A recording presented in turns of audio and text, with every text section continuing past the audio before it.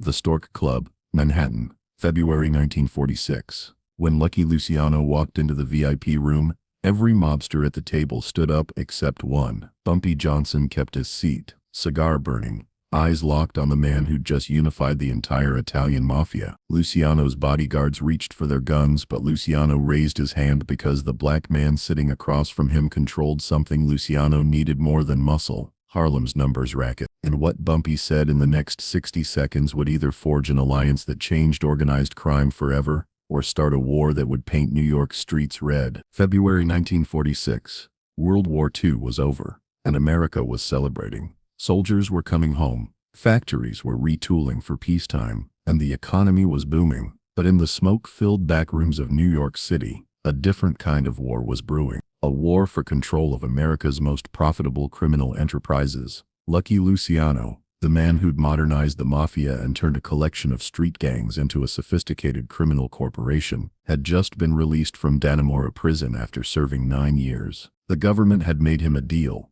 Help us win the war by using your connections with the Italian docks to prevent sabotage and gather intelligence, and we'll commute your sentence. Luciano had delivered beyond their expectations. His network had kept the docks secure. His contacts had provided crucial intelligence about Italian operations, and some said his influence had even helped with the Allied invasion of Sicily. But there was a catch. The government didn't advertise deportation. In less than 3 weeks, the feds were shipping him back to Italy permanently. He would never again set foot on American soil. And Luciano, being the strategic mastermind he was, wasn't gonna leave without securing his empire for the next generation. The 5 families were in order. Frank Costello was running the Luciano family in his absence, maintaining the delicate balance of power that Lucky had established. Vito Genovese was scheming from Italy, positioning himself for Lucky's permanent absence. Albert Anastasia controlled the docks and the murder-for-hire business that kept everyone in line.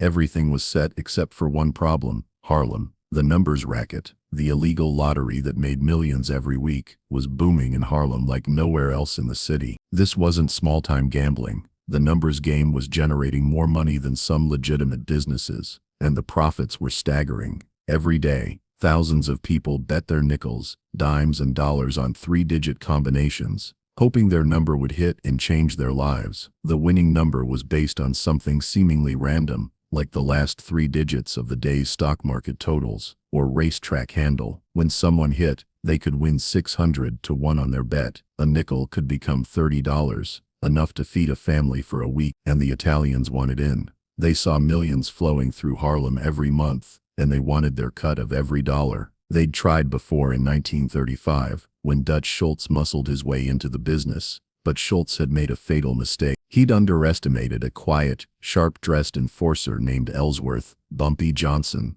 Schultz had come to Harlem with the same tactics he'd used everywhere else: intimidation, violence, and the assumption that black operators would simply hand over their territory to a white gangster. He'd been wrong, dead wrong. Bumpy had systematically dismantled Schultz's operation, turning his own men against him, cutting off his supplies, and making it clear that Harlem would never bow to outside control. Schultz ended up dead in a New Jersey tavern, shot to pieces while eating dinner. Some said it was a commission hit for drawing too much attention. Others whispered that Bumpy had orchestrated it. Either way, the message was clear: Harlem was not for sale. Now, 11 years later, Luciano wanted what Schultz couldn't take. But Luciano was smarter than Schultz. Much smarter. He'd done his homework. He knew that Bumpy Johnson wasn't just another street tough who'd gotten lucky. Bumpy was a strategist, a businessman, and a leader who commanded genuine respect in Harlem. The community trusted him not because they feared him,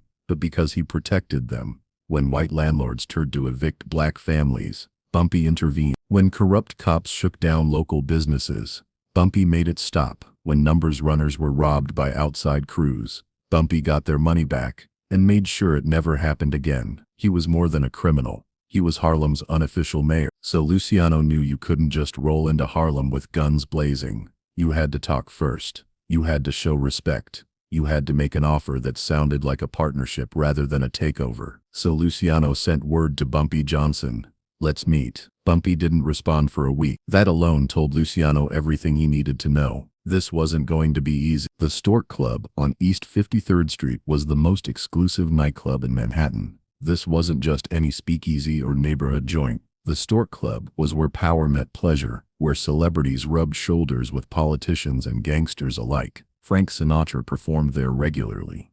J. Edgar Hoover was known to take his dinner at Table 50. Walter Winchell held court at his permanent booth, trading gossip and influence with whoever could afford the price of admission. The club's owner, Sherman Billingsley, had connections that reached into every level of New York society, from Wall Street bankers to Tammany Hall politicians to the very gangsters who kept his establishment running smoothly. It was neutral ground, the kind of place where deals were made and wars were prevented. And on the night of February 18, 1946, Lucky Luciano had reserved the entire VIP room, spending more money than most people made in a year just to ensure privacy for this one conversation. He brought 6 men with him: Frank Costello, his acting boss; Albert Anastasia, the Lord High Executioner; Meyer Lansky, the accountant; and 3 bodyguards who'd killed more men than they could count. Bumpy Johnson walked in alone. He was 40 years old, dressed in a tailored 3-piece suit, navy blue with a crisp white shirt. No tie. He never wore ties. A gold watch chain hung from his vest pocket. His hair was freshly cut, his shoes polished to a mirror shine, and in his right hand he carried a leather briefcase. The bodyguards moved toward him, hands reaching for weapons, but Luciano raised one finger. "Let him through." Bumpy walked past them without a glance, his footsteps echoing on the marble floor. He pulled out a chair at the head of the table, the seat usually reserved for the boss, and sat down. The symbolism was unmistakable. In mob meetings, seating arrangements mattered. Where you sat told everyone in the room exactly where you stood in the hierarchy. The head of the table was power, the sides were subordinates. And Bumpy Johnson, walking into a room full of Italian mobsters, had just claimed the throne. He placed his briefcase on the table, then pulled out a cigar. Nobody moved. The tension was electric. Costello's jaw tightened, his face reddening with barely contained anger. Anastasia's hand drifted toward his waistband, his killer's instinct responding to what looked like deliberate disrespect. But Luciano just smiled, because he recognized what Bumpy was doing. This wasn't disrespect. This was a masterclass in negotiation. Bumpy was establishing the terms of the conversation before anyone said a word. He was making it clear that he wasn't coming to this meeting as a supplicant, asking for favors. He was coming as an equal, ready to deal from a position of strength. Luciano took the seat directly across from him. "Mr. Johnson, thank you for coming." Bumpy lit his cigar, took a long drag, and blew smoke toward the ceiling. "Mr. Luciano, you wanted to talk, so talk." Luciano folded his hands on the table. His voice was calm, measured, the voice of a man who'd negotiated with presidents and gangsters and knew the difference between the two. "I'm leaving the country in 3 weeks. The feds are shipping me back to Italy, but before I go, I need to make sure New York stays in order. No wars, no chaos, just business." Bumpy nodded slowly, said nothing. "Harlem is the last piece of the puzzle," Luciano continued. "The numbers racket is making millions. My people want in, but I know you've been running things up there since Schultz died. You've got the trust of the community. You've got the infrastructure. You've got the police on your payroll." He paused, looking Bumpy directly in the eyes. "I'm not here to take what's yours, Bumpy. I'm here to offer you a partnership. You keep running Harlem. We provide protection, investment capital, and connection. In return, we take 40% of the profits. You get to stay independent, but under our umbrella, under our protection." The room was silent. Frank Costello leaned forward, watching Bumpy's reaction. Meyer Lansky's fingers drummed softly on the table. Albert Anastasia cracked his knuckles. Bumpy took another drag from his cigar. "What happens if I say no?" Luciano's smile didn't waver, but his eyes went cold. "Then we have a problem, because if you're not with us, you're against us. And nobody survives being against us." It wasn't said with anger. It wasn't said with heat. It was said with the absolute certainty of a man who'd built an empire on that exact principle. Bumpy set his cigar down in the crystal ashtray, opened his briefcase, and pulled out a single photograph. He slid it across the table with the casual confidence of a man playing his ace. Luciano picked it up. His face didn't change, but his fingers tightened around the edges. The photograph showed a warehouse in Red Hook, Brooklyn, one of Anastasia's gambling operations. And standing in front of it, shaking hands with a known police captain, was Albert Anastasia himself. The photo was crystal clear, taken from close range with professional equipment. That was taken 3 days ago, Bumpy said quietly. I've got 12 more just like it. Different warehouses, different cops, different members of your organization. Some of them would be very interesting to the district attorney. Others would fascinate the newspapers. A few might even catch the attention of the Federal Bureau of Investigation. The implication hit the room like a thunderbolt. Bumpy hadn't just been running Harlem. He'd been running a sophisticated intelligence operation, documenting the Italian family's activities with the patience and precision of a federal task force. Every illegal meeting, every corrupt payoff, every violation of their parole agreements. He had it all on film. The room went deathly quiet. Costello's hand moved toward his jacket. Anastasia stood up halfway out of his chair. But Luciano just stared at the photograph, and then at Bumpy. Are you threatening me? No, Bumpy said. I'm showing you respect, because I could have sent these to the district attorney. I could have sent them to the newspapers. I could have burned your whole operation to the ground before you even knew I had them. But I didn't. He leaned forward. You came to Harlem asking for a partnership, but a partnership means equals. And what you just offered me wasn't a partnership. It was a takeover with a smile. Luciano set the photograph down. For the first time since Bumpy entered the room, he looked genuinely impressed. So what do you want? Bumpy picked up his cigar, took a slow drag, let the question hang in the air. You want what Schultz wanted, what every Italian crew that's ever looked at Harlem wanted. Control. But you can't have it. Not because you're not smart enough. Not because you're not strong enough. Because Harlem isn't yours to control. He pointed to the window toward the lights of Uptown. You know why Schultz failed? Because he thought black people were stupid. He thought we'd just hand over our money and say thank you. He thought muscle was enough. But Harlem doesn't work that way. You need trust. You need respect. You need to be one of us. And you'll never be one of us. Costello started to speak, but Luciano silenced him with a look. Bumpy continued. But here's what I will do. You asked for 40%, you can have 10% of the profits. Not as protection money, as a service fee. You provide banking support. We need clean money to pay winners when the heavy numbers hit. You provide legal help when our runners get arrested. You provide political connections when we need permits or want heat taken off our operations. In return, you get 10% of the net, which I guarantee will be more money than you'd make trying to run things yourself, because you don't understand Harlem. He leaned back, his voice dropping an octave. And one more thing.